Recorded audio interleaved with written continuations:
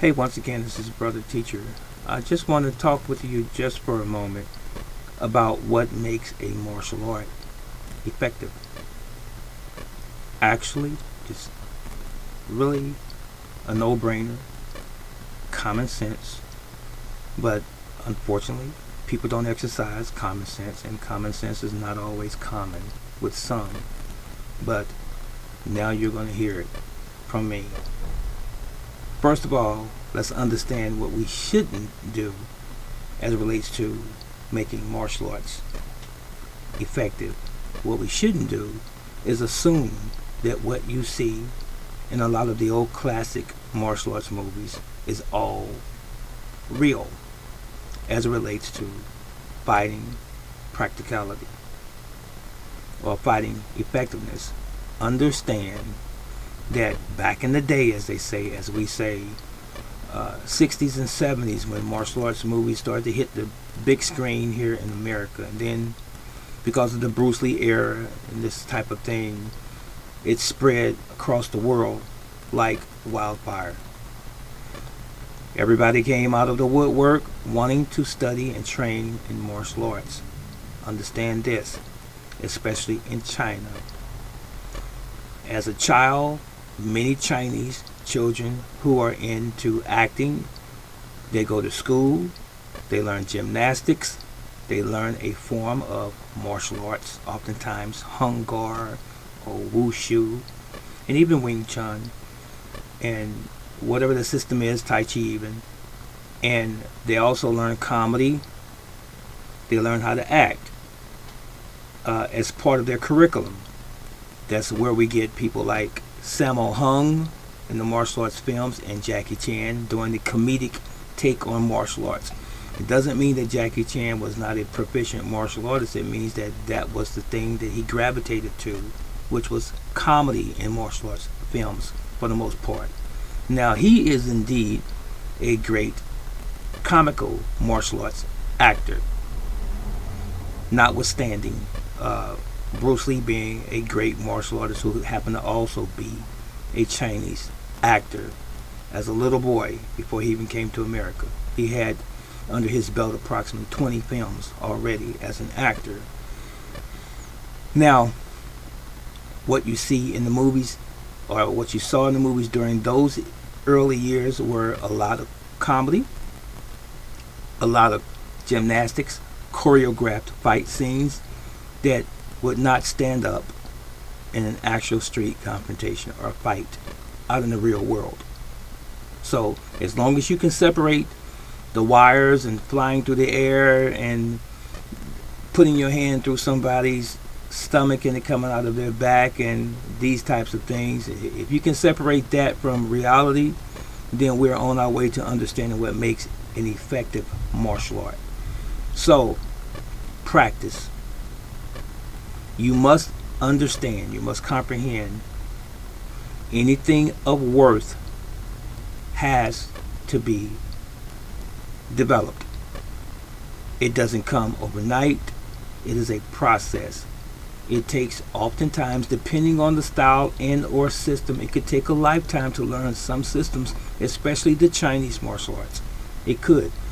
Also understand and comprehend this, that there were many systems and styles that died with some of the great masters because they did not have a worthy student to teach it to, because that's how sacred it was to them and how honorable it would have been to pass it on to a next generation. But if you didn't have anyone to pass it on to, it just really died with you.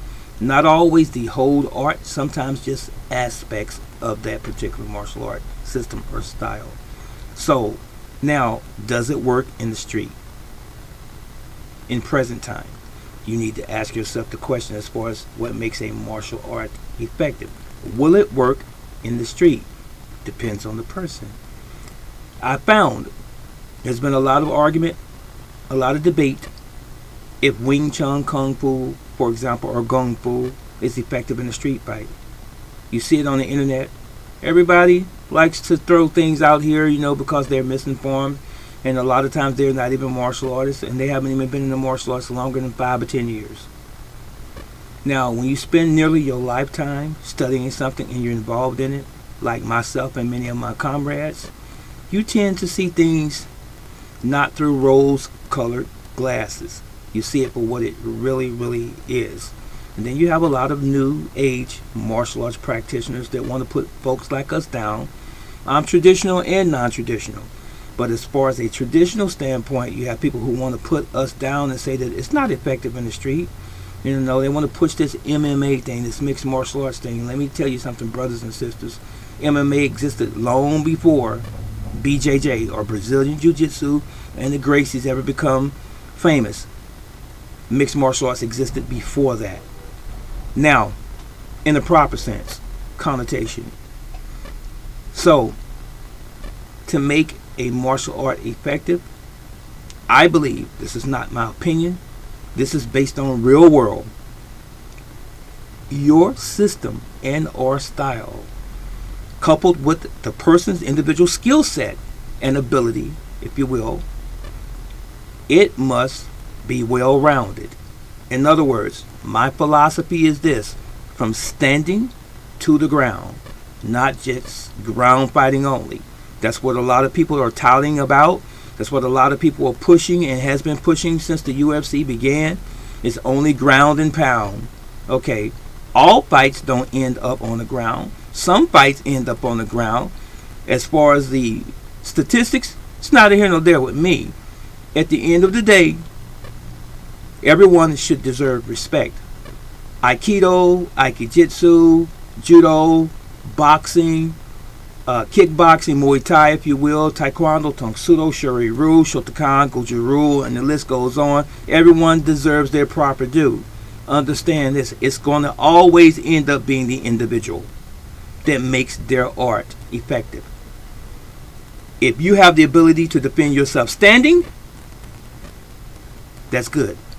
You should also be able to defend yourself on the ground if you went to the ground. But anytime we exclude an aspect of fighting, anytime we exclude or say, well, you're taking a person out of their comfort zone or out of their dimension, that is when they and or their art should be questioned. If you hit the ground and you can't protect yourself on the ground and you are a martial artist, all you're saying really is that I've been taken out of my element, let me get back up and fight again. That's not real fighting. From standing to the ground, you should be able to effectively defend yourself from standing position to the ground. So all of these people in this mixed martial arts thing say, well, let me try to take you down to the ground, and I bet I'll beat you. And they may very well beat someone, but can they fight or defend themselves standing up? And I've seen many UFC fights and so-called champions with the belts and making all of the money in the magazine covers and so on and so forth. But they got beat up like a bad sausage, if you will. Black eyes, bloody lips, cracked skulls, before they even got a person to the ground and got to submission. Is that really what your martial arts style and or system is about?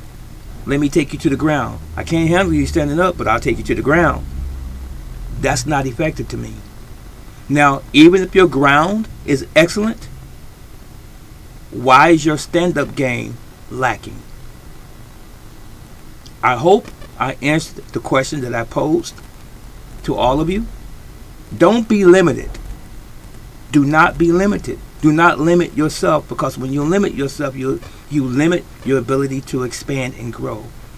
Not only as a martial artist, because if you have the mindset of that individual that limits yourself as a martial artist, chances are you're limited in every aspect of your life.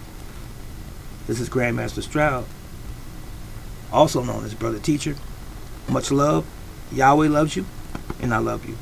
I'll see you in the next video. So long.